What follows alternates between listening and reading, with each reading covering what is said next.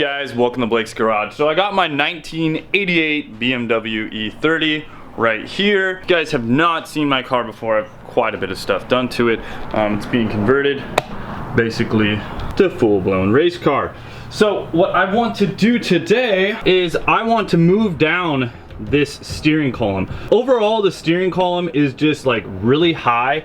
As you can see, like it's pretty much like above the dash. And now that I have the Sparco racing seat in here, I basically have a pretty giant gap here between like my legs and the actual steering wheel. So when I put my hands up, I mean, I'm pretty high. I kind of like to let me straighten this out. My arm is like this. I'd rather have my arm kind of like this. So I'd like to probably drop the steering column about an inch. So we're gonna attempt to make that happen. So first off, gonna take off the steering wheel and remove some of the plastic pieces from the steering column. Steering wheel is easy. Gotta take this off, gotta take the little plastic piece off down here.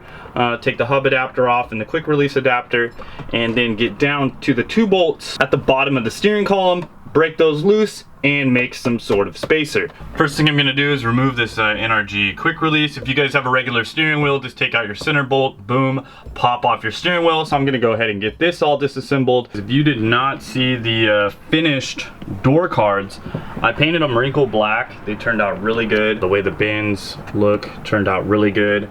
This is nice and tight up to the top. The pull handle works great. Good edges.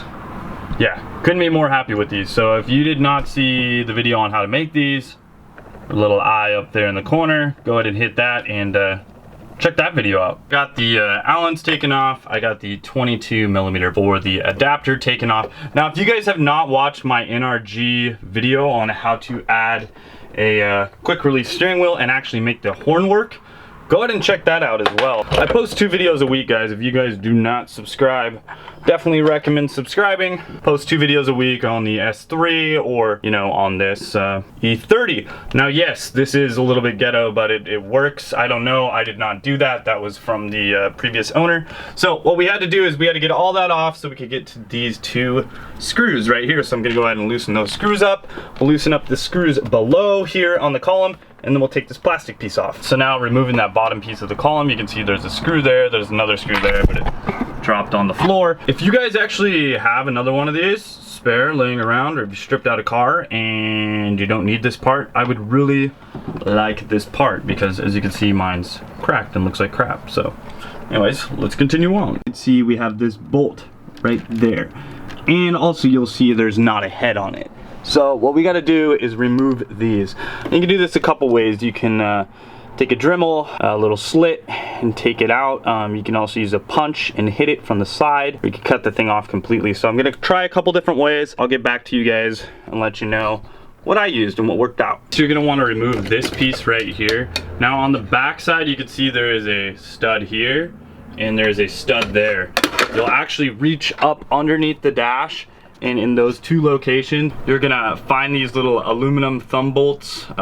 You know, you just kind of screw those off, and then this thing will come loose, and you can pull it right out of there. Those locations are there, and there, there, and there. Actually pretty easy once you find those. Now I'm gonna remove the whole dash bezel. Normally I think you'd have 2 screws up here. I actually do not have those screws there. However, I do have a screw here and a screw there, so I'm gonna go ahead and remove those and take this plastic retainment piece off. There's 2 more little screws on the side of the bezel right there. They look like this. These little screws went in the middle of the bezel right here and here. And now you can kind of just take this whole piece out. Now it looks like I just have 2 more, one there and one over here, and this thing should pretty much pop out. All right, there we go. Gonna go ahead and disconnect all the connectors back there. All right, so now I got the gauge cluster out. Pretty easy to remove, as you can see. Color coded, white, yellow, blue, white, yellow, blue. You're gonna go ahead and pop up these little black tabs with the flathead screwdriver. Once you pop those up, it's going to release it so that you can pull it out very easily. So that's great. So now we have access. Basically what I wanted to get access to is the top here, because I'm gonna have to try to like put bolts in here, and it's gonna just, you know, a lot easier to work around and that sort of thing. So you can see all up in the dash, Pretty cool, some ducting and all that. As you can see, I got pretty good access to this now, so I'm gonna go ahead and try to remove these.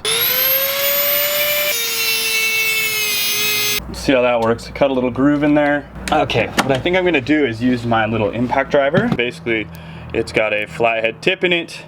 You hit this on the back with a hammer, if you guys haven't seen this before.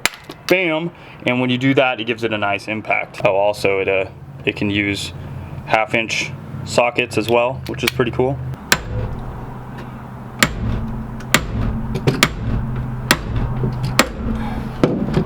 Kind of spun it in itself, so I'm gonna have to cut it a little deeper. So there it is right there. I tried using a drift into it sideways like I'd seen some other people do. I tried using the impact screwdriver. That did not work. What I ended up using was a DeWalt drill and a unibit and started to drill it out. Once I got pretty far, I actually saw it kind of move, and now it's loose. So I've done the one side, now I'm gonna go ahead and repeat the process on the other. All right, so I got the other one drilled out right up there. There it is, it's drilled out. These are not easy to get out.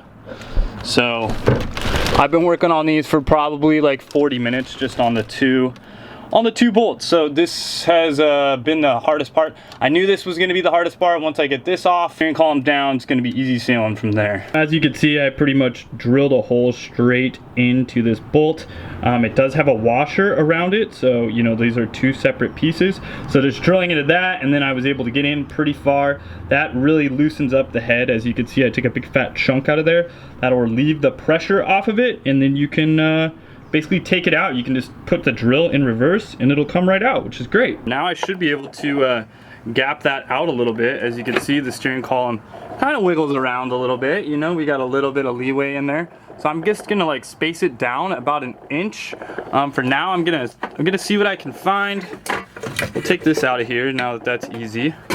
I'm gonna see what I can find to put in there and make a spacer. I would like to drill something out and have like a solid chunk. That would be cool. Maybe I think I have a piece of square tube I can put in here, and then I'll put some bolts through and it'll be perfect. Okay guys, so I was looking for something around the shop that I could use to space this out. I have these polyurethane transmission mounts. They're actually a really hard poly from Garagistic, and yeah, actually the threads on the bolt are actually the same, and that washer will like work out perfect. I'm actually gonna try these out and see how they work. You know, if I have a little bit of play, may have to switch this up to Delrin or just like make a little bit of a metal spacer to put in there, but I think that's gonna drop it down perfect. It's just a 13mm. I'm gonna go ahead and use this. And remember guys, this is not made for this. This is just what I'm using. I think that like a solid chunk of aluminum might be better. So, you know, maybe there's a company out there that wants to make some spacers for these, because I'm sure I'm not the only one that feels like the steering wheel is like freaking up here. You know, I like the steering wheel down low, especially now that I have the seats. These bucket seats sit really low. I got those Garagistic mounts. I have the Sparco side mounts. The aluminum ones are real light ones, and this is Sparco Evo. So I'm sitting pretty low overall in the car, so this is definitely going to be a nice change. Got those mounts cinched down nice and tight. Steering wheel steering column super solid. So I'm gonna go ahead and start putting the dash back in. I'm gonna go ahead and put the instrument cluster back in, because overall I didn't really need to probably take the instrument cluster out. However, this was a good way to take it out. Now I know how to take it out. It's pretty dang easy to take out, so that's great.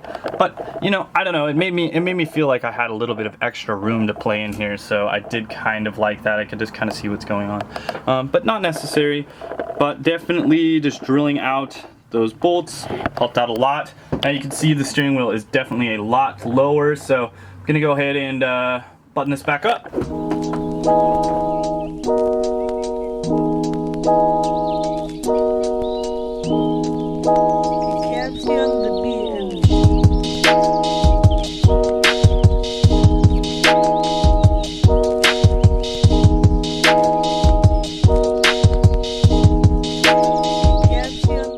Alright, so that's all buttoned back up. Now I can just go ahead and put this underneath part on here.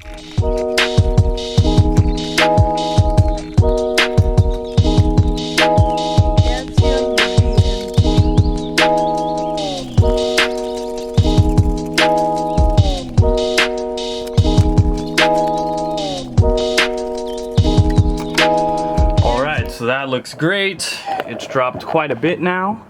And I can go ahead and reinstall the NRG hub. Hopefully I took this thing off pretty centered. I don't totally remember. I think it was about there. May have to take this off again because it may be kind of crooked, but that's all right. No big deal.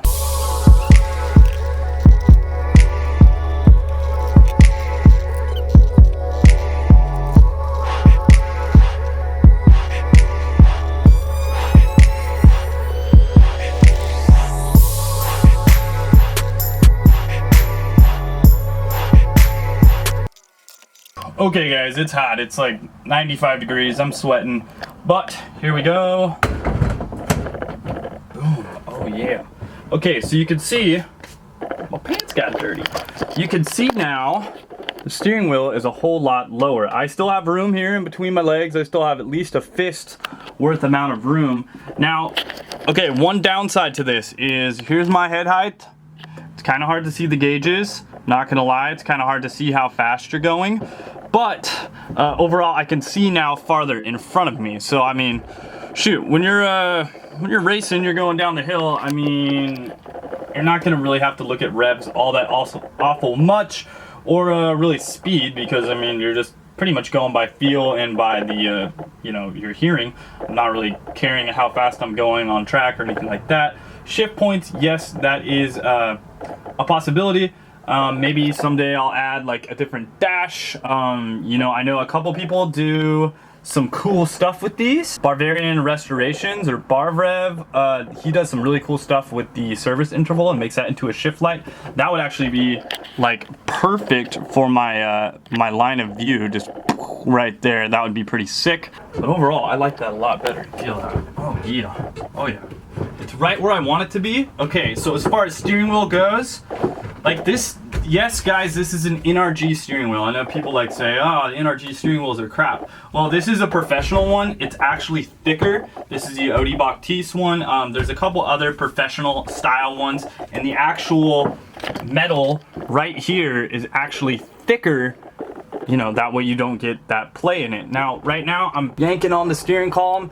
It feels like it felt before. You get a little bit of flex in the steering column just because you're basically, I'm flexing that rod. I'm not flexing any of this stuff. I'm just flexing the rod and the actual steering shaft itself. I don't see this stuff moving at all, so that is great. I think I'll go give this thing a try and see how I like it. All right, overall, that's me getting in without taking the steering wheel off.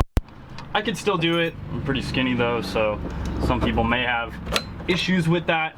Definitely taking the steering wheel off is gonna give you a lot more leg room, obviously, to get in and out. So I drove the car around the block real quick. Steering wheel was a little like out of alignment, so I just went ahead, took the steering wheel off again and realigned it so that my steering wheel is not like. So sorry about that guys, my audio actually cut out on that video, but basically what I was saying is I had to redo the steering wheel because it was a little bit off on alignment. Basically it wasn't centered. Whenever you put it back on, just put a piece of tape down or mark it or something, that way you won't have that issue.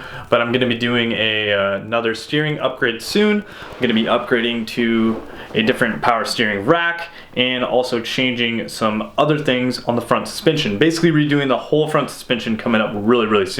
So overall, the driving position I really loved. It's so much better. Yes, it does kind of block my vision as far as seeing the gauges, but I don't really see that as a big issue because the overall feeling of the car is much better.